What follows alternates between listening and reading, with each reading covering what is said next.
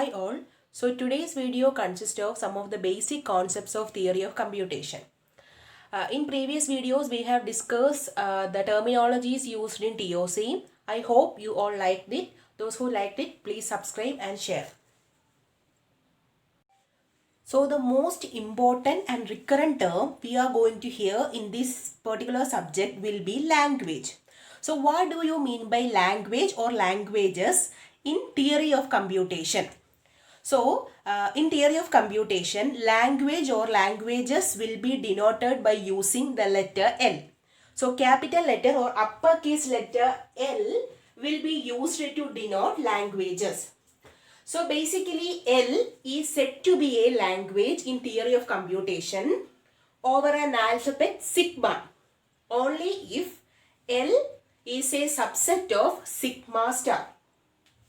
So, in the previous video, we have seen that sigma denotes nothing but an alphabet. Sigma can be any alphabet. Alphabet is basically a group or a set of symbols. So, if we take an alphabet sigma and any language L will belong to this alphabet sigma only if L is a subset of sigma star. Sigma star is nothing but the set of all strings over a given alphabet sigma. So here sigma is any alphabet and sigma star is the set of all the strings that are created using the alphabet sigma. So if L is any language over the alphabet sigma, the language L should be a subset of sigma star. So now we can discuss an example of language. Let sigma be an alphabet with a set of binary numbers. So as we all know, binary number consists of 0 and 1. So sigma will be set of 0 and 1. And sigma star will be the set of all strings over sigma.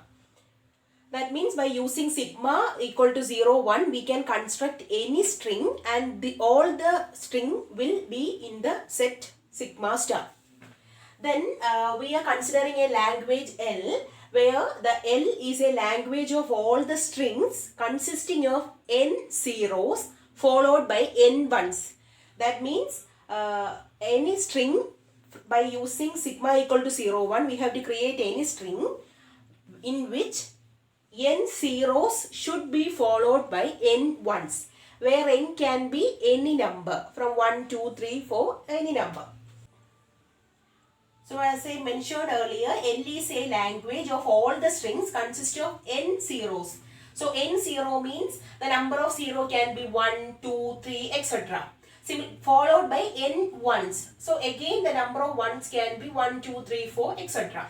So when we construct a language L with sigma equal to 0, 1 or by using any of the alphabet, the basic element in the set will be epsilon or empty. This is a compulsory element. So first of all we write epsilon. Then we have to write the other strings consist of n zeros. So as I mentioned earlier, the number n can be 1, 2, 3, etc. So I am considering 1, n equal to 1. So 1, 0 followed by n ones. So I am writing 1, 0 followed by 1, 1. So again 2 zeros followed by 2 1 can also be returned. Again 3 zeros followed by 3 ones can also be returned. Similarly it goes on. So here L will be a language of all the strings consisting of n zeros followed by n ones. Second example. So here I am taking sigma as the set of decimal numbers. So set of decimal numbers we have discussed in the previous video. Those who not seen the video, please go and check it.